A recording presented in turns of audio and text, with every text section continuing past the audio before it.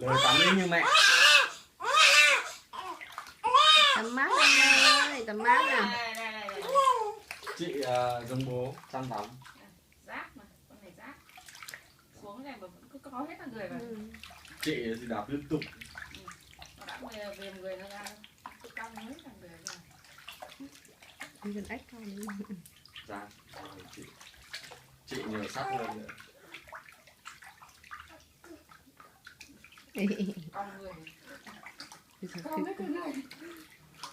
Mai bới làm cái ấy bé em lên kia một cái lắm.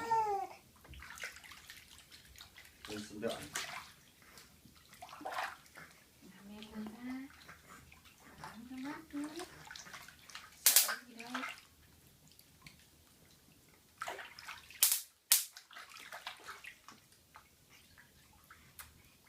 Sợ.